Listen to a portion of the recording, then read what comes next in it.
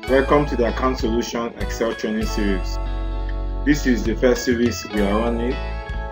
This series we are born out of the need to educate our template users and subscribers on some basic Excel tips that will enable them use our templates better, and also to appreciate the dynamics of Excel. If you are new to our channel, kindly subscribe to our YouTube channel. Also visit the website on the screen and subscribe and be among the first to get our news templates, articles and video tutorials. You can visit our free template screen and grab any Excel templates that suit your business and work needs. You can follow along with this video series by downloading the raw data file on the link provided on the screen. Enjoy the training series and ensure that you get all the parts of these video tutorials. So that will take us to the next item, which is working with Excel tables.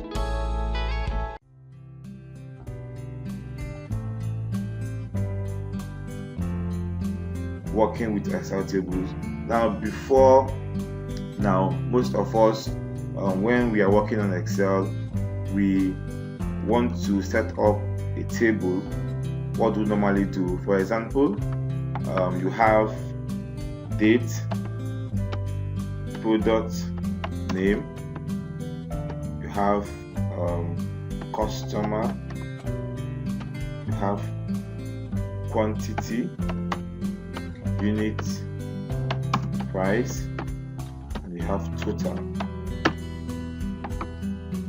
Now you have these data sets before you.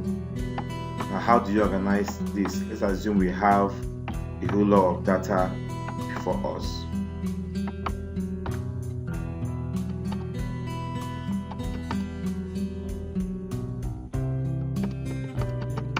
Okay, we have this data set that have been arranged here. Now we want to organize data sets in a table. Now first of all, most of us, when we use Excel and present a data like this to our managers or to our sales reps, what we have is a border. Most times we just highlight all this data, go to the ribbon here, borders, and we just select all borders.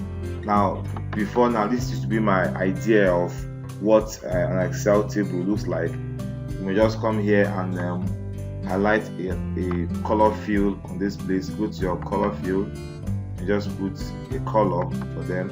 Now this is not an Excel table. Excel does not recognize this as a table.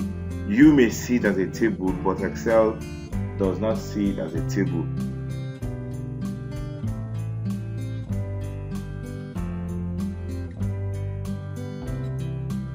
What Excel is seeing is just borders on these data sets. Now, I'll introduce Excel tables to you and I'll just show you the difference between Excel borders on your data set and Excel table. So we'll just copy these same items here and create another one. Just right click and paste. We have this.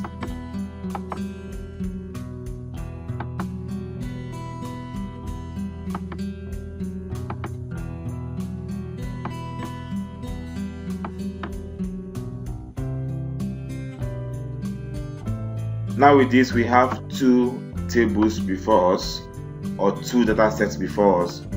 Now this is a data set with Excel borders, and this is a data set that I want to apply Excel table. So how do you apply an Excel table? Just come here. There are two ways you can do this. You can come to format as table on your ribbon. Now, before now, I used to see all these table format as just basic designs you can give to your table. This is why I called table before. I called this table before. So what I normally do, want to make this look finer, I just come to format as table and choose any one and it looks finer. But that is not the essence of this Excel table. The Excel table has a lot of function which makes your work very easy and very seamless. So I just come here and just choose any one I want to use and apply it. Now it will ask you where is the data for your table. You need to select the range of data. So you click on this box here, then come here and highlight all the data you want to put in the table, and click back on this box.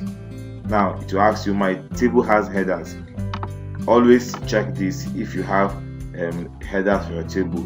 If you say okay without checking this, Excel will give your table a different header, which we don't want.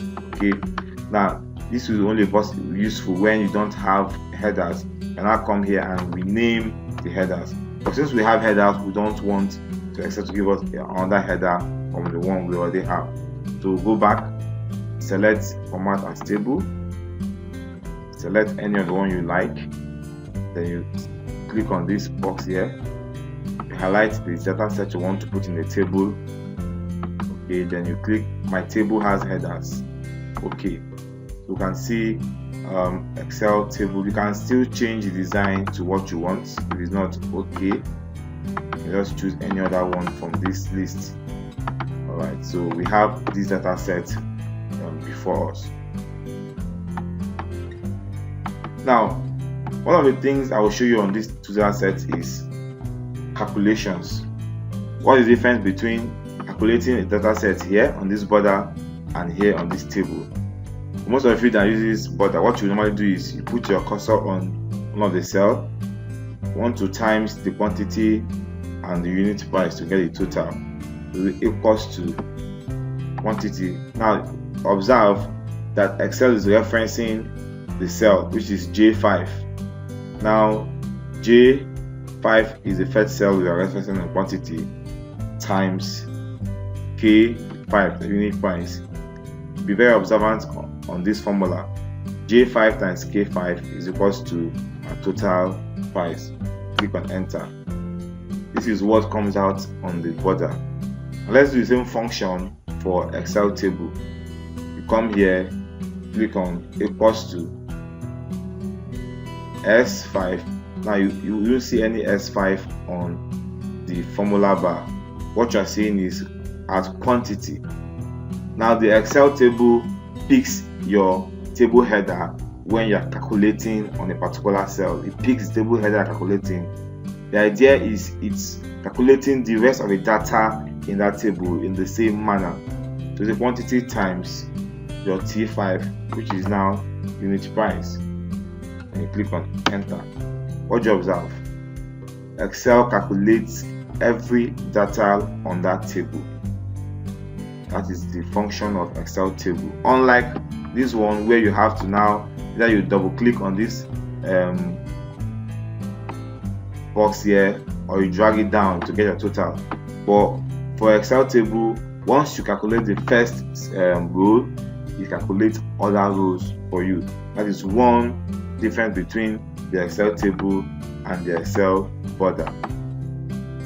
So if before now you've been using Excel borders as your table, now I think you need to stop using that and start using Excel table. It's not as if it is bad to use Excel border, but Excel table makes your work easier, more organized, and if you are into advanced Excel, like using name ranges, it's easier to use that on Excel table. And when working with pivot tables also, Excel table enables you to do that better and seamless. Now that I will show you the difference between Excel table and Excel border is when you add more data. For example, I'm adding another data here. So let's assume we want to add data for day 2, so 2nd November 2017. Now you observe that data remain the way it is, no changes here. Now let's add same date on this table, 2nd November 2017. The Excel table picks data into the table automatically. Any data you put under this table, as long as this sheet is not locked, the Excel table picks the data into the table. Let's add another one, 2nd November 2017. 2nd November 2017. automatically it forms part of the data. Okay, so let's complete this data set and do calculations on them. So we have this data set that I've added to the Excel border here. Now usually you will come back again and start to highlight on all of them and still go back to your ribbon here, borders, and you click on all borders. Okay, but for this one you won't have to do that. So just copy this data set here, just paste them in this table, and see the table picks all of them and even sums them for you. Unlike here, you still have to come back here and drag these items to have your sum. So you can see that the Excel table is more dynamic, more useful, and saves time while you're doing your work. So back to our discussions today, we're looking at how to organize your data set in a way that you'll be able to sort them out easily. Now you can see the Excel table already have a filter for you on the headers. You can filter this. I want to see all cow tail portions. Uncheck select all, select cow tail portions, and you are there. You can see for first and for second the items that are sold for cow tail portions. And come back and select all, or you clear filters. Okay, get your data set back. We hope this video tutorial was useful to you. Thank you for staying with us. Ensure that you get this next part of this tutorial to continue with this series. You can subscribe to our YouTube channel to enable you be among the first to get our new videos once they are published. Also visit our website and grab the data file to enable you follow along as we go through this training series. Thank you so much and have a nice day.